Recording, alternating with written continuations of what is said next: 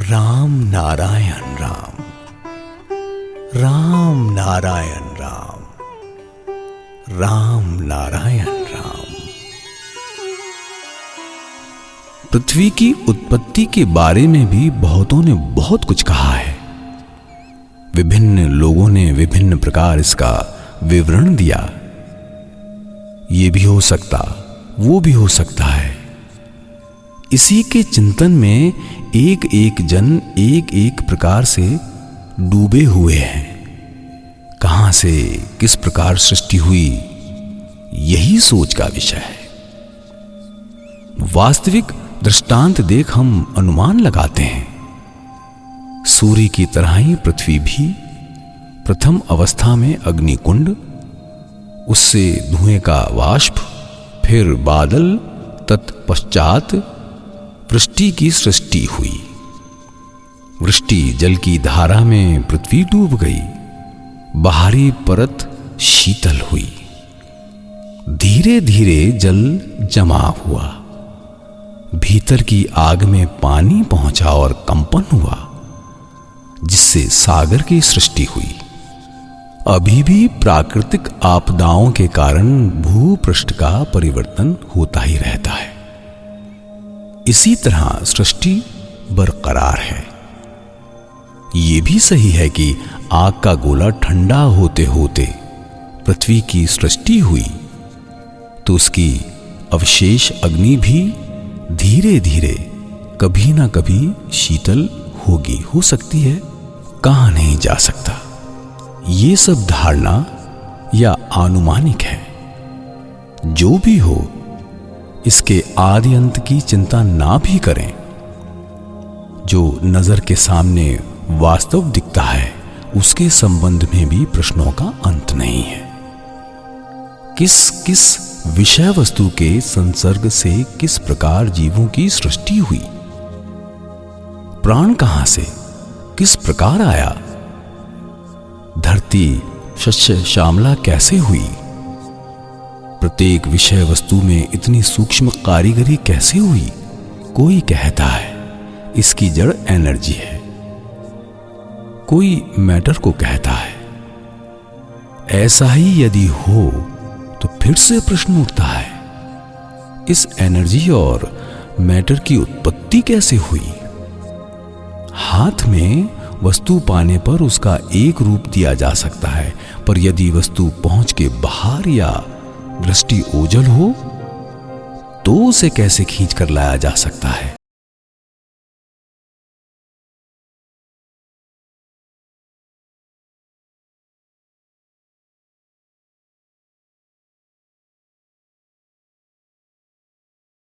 कैसे आवश्यकता मिटाई जाए, उसे ठीक रख चिंतनशील व्यक्तियों ने इन तमाम प्रश्नों एवं उसकी समस्याओं के समाधान की दिशा में चिंतन किया।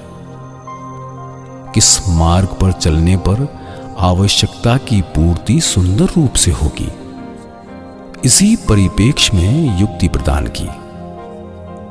जीवन का मार्ग जिससे और सहज और सुंदर हो, युक्ति व्यवहार द्वारा उसकी व्यवस्था की।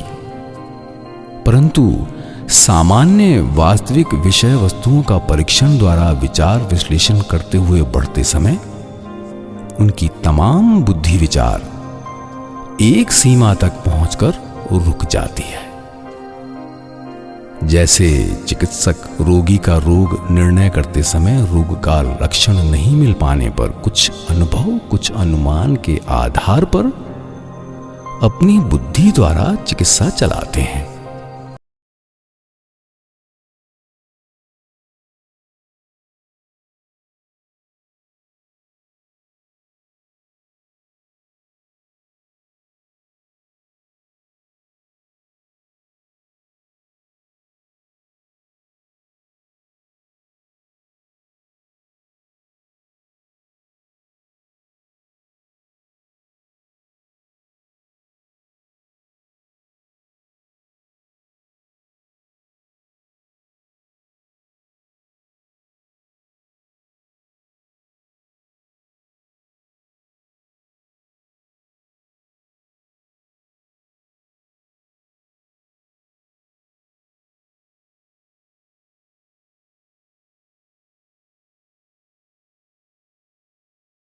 मार्ग का भी ओर छोर नहीं पा अंत में वो मान लेते हैं पहले वाला जब है एवं वो सब जिस तरह क्रमशः सूक्ष्म से सूक्ष्मति सूक्ष्म होते गए हैं उसी प्रकार मान लेना होगा कि बाद वाला भी है एवं वो भी सूक्ष्म से अति सूक्ष्म रूप में विराजमान है।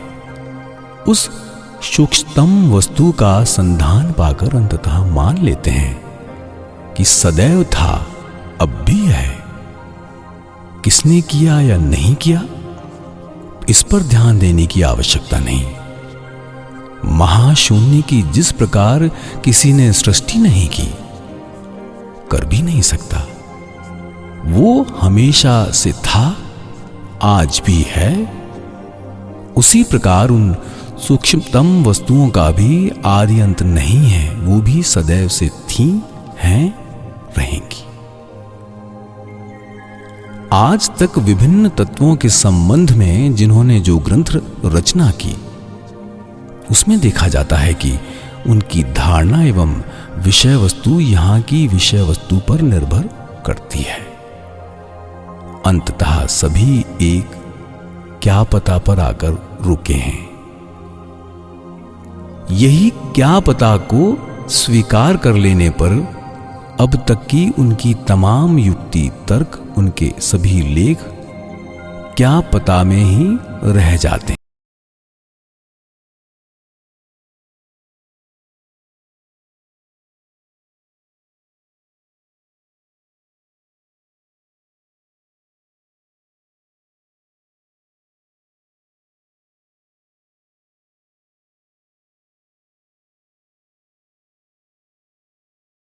स्वर्ग नरक पाताल के संबंध में ढेर सारी कविता कहानी लिख गए हैं। न जाने कितने चिंतनशील दार्शनिकों ने लोक परलोक के संबंध में बहुत कुछ बताया है।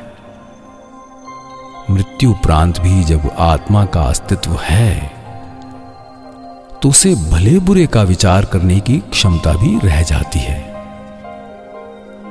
इन्हीं का फायदा उठाकर एक श्रेणी ने विराट ग्रंथ रच डाला।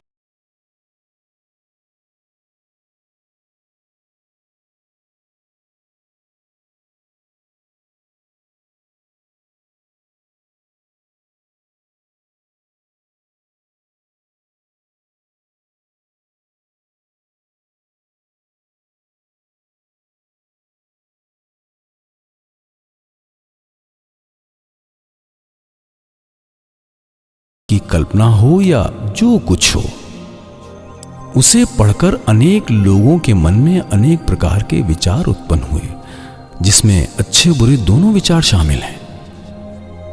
किसी किसी ग्रंथ में ऐसा वर्णन है जिसे पढ़ने पर मन उसी के इर्द गिर्द चकराने लगता है। मन में इनके प्रभाव उभरते रहते हैं। पता नहीं, हो भी सकता है ये सब चिंता मन को इस प्रकार घेर कर प्रभावित करती है कि युक्तिपूर्ण चिंतन के मार्ग में रोड़ा पैदा करते हैं। यहीं से मति भ्रमित होती है, जिसके परिणाम स्वरूप आज अभाव, अभियोग, राजा प्रजा, धनी दरिद्र, दलबाजी जैसी सांप्रदायिकता की सृष्टि हुई है। एक दूसरा चिंतनशील दल इन सबों को ठुकराकर दूसरी ओर चला गया। उन्होंने परलोक संबंधित कुछ नहीं कहा। ये परिदृश्यमान संसार ही सब कुछ है। यहीं सब कुछ उदय होता है और सबका अंत भी यही है। इसके बाद कुछ भी नहीं। आत्मा, लोक, परलोक कुछ नहीं, केवल भावनात्मक बातें हैं। एनर्जी एवं मैटर से ही सब कुछ की सृष्टि है। दो पत्थरों के घर्षण से जैसे आग की चिंगारी निकलती है, उसी प्रकार प्राण, चेतना एवं बुद्धि आदि सभी कुछ की उत्पत्ति मैटर से हुई है। वो कहते हैं जीवन का यही अंत है। इससे आगे सोचने पर मन दुर्बल हो जाएगा, मेरुदंड टूट जाएगा, चिंतन में शैतान डेरा जमा देगा। इससे बुद्धि विपरीत होगी, आपसी मत विरोध दिखेगा, अंततः परिवेश में दलबाजी प्रारंभ होगी। अतः इस परलोक, भगवान, भाग्य तथा अदृश्य इत्यादि को मन में स्थान नहीं देना ही जरूरी है। इसी प्रकार से उन्होंने एक प्रकार के मत एवं पथ की सृष्टि की। वो जितना समझे उतना ही बोले, जितने को कार्य में लगा पाए उतने को मान लिया एवं उसे ही वास्तविक दृष्टांत द्वारा स्थापित करने का प्रयत्न किया। दोनों मतावलंबियों ने अपने अपने मतों द्वारा एक दूसरे को प्रभावित करने के लिए नाना युक्ति तर्क प्रस्तुत किए। लोगों के सेंटिमेंट पर हाथ डाला, उसके हित के संग जोड़कर ऐसे सुंदर रूप से युक्ति प्रस्तुत करते हैं कि लोग उन्हें मानने पर विवश होते हैं, जबकि अनेक समय वो अपने मतों के संबंध में भी दुविधाग्रस्त नहीं होते। ऐसी बात नहीं।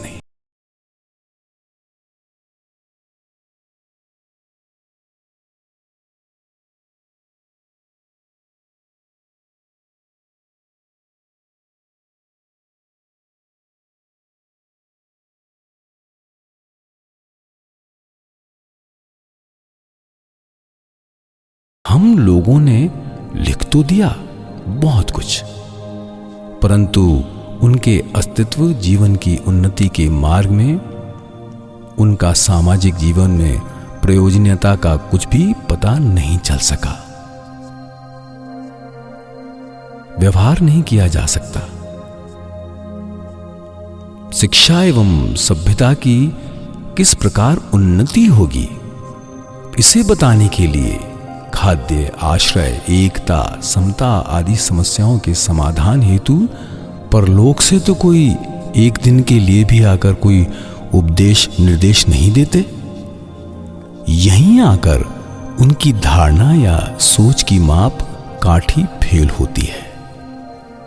उनके अपने लेख में ही द्वंद्व पनप उठा है। दूसरी ओर जो लिखते हैं कि दृष्टिगोचर संसार ही सत्य है, इसके अलावा कुछ और नहीं, वो भी सोचते हैं क्या पता जिन सूक्ष्मति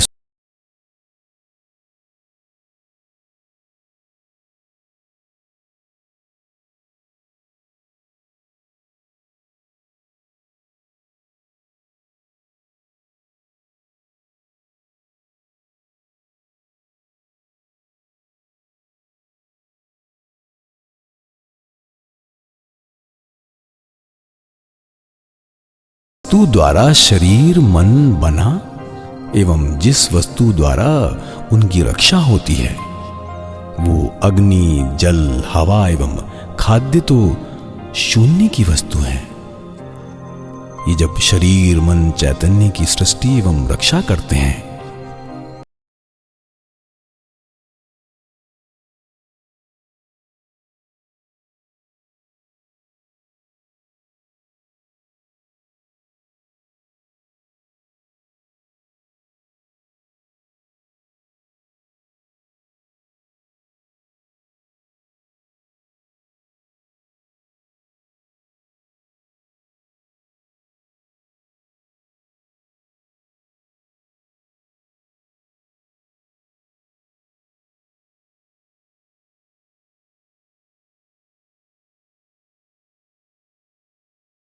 प्रकार अप्रमाणित भी तो नहीं किया जा सकता है।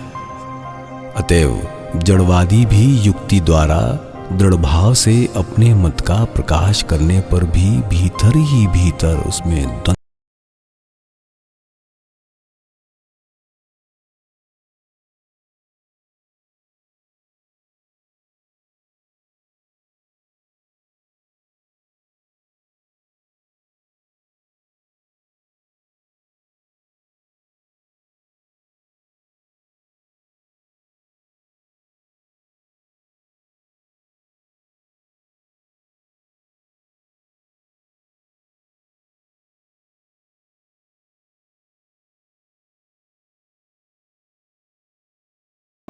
उनके लेखन से समझ आता है कि किसी ने पूर्ण प्राप्ति नहीं की है। लगता है मानो धारणा बनाकर अनुमानिक रूप से लिखा हो।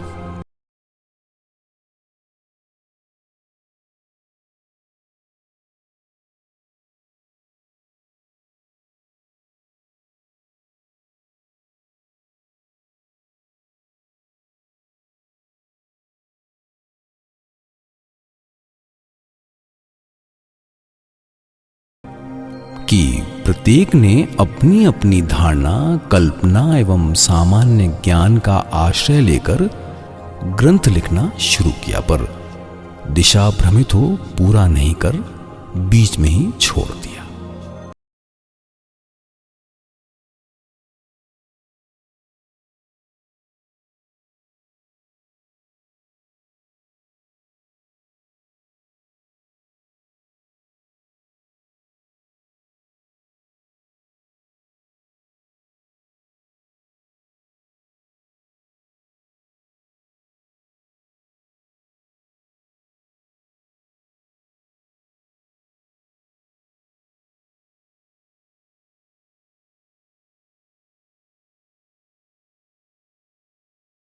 यही कारण है कि तहे दिल से किसी भी मत को स्वीकार करना कठिन हो जाता है।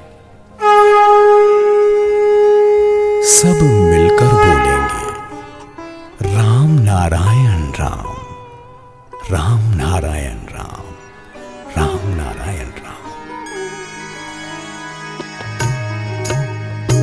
राम नारायण